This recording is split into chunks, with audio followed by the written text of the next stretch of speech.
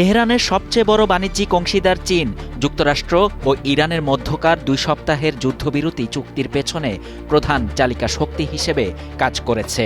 মার্কিন president Donald ট্রাম্পের মতে বেইজিংয়ের সহায়তায় তেহরান শেষ পর্যন্ত আলোচনার টেবিলে বসতে রাজি হয়েছে।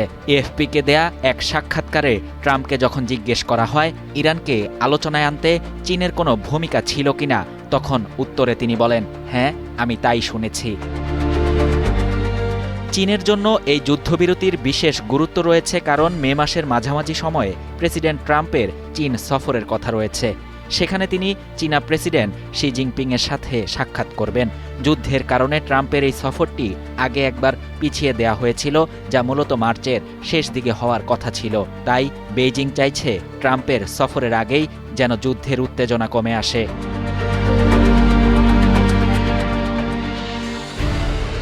অ্যাসোসিয়েটেড প্রেস এপি জানিয়েছে, চীন সরাসরি সামনে না এসে বরং নিভৃতে পাকিস্তান, তুরস্ক এবং মিশরের মতো দেশগুলোকে মধ্যস্থতাকারী হিসেবে ব্যবহার করে ইরানকে শান্তির পথে উদ্বুদ্ধ করার ক্ষেত্রে প্রভাবশালী ভূমিকা পালন করেছে।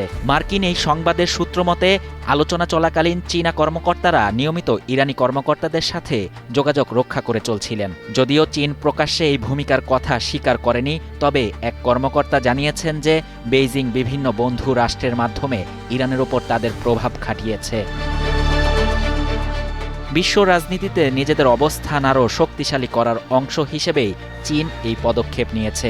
এখন পর্যন্ত চীনের পররাষ্ট্র মন্ত্রণালয় তাদের ভূমিকার বিষয়ে সরাসরি কোনো বিবৃতি না দিলেও ওয়াশিংটনে অবস্থিত চীনা দূতাবাস জানিয়েছে, বেইজিং যুদ্ধের শুরু থেকেই শান্তির জন্য নিরলসভাবে কাজ করে যাচ্ছে। শাহরিয়ার শাফাত, বাংলা নিউজ 24।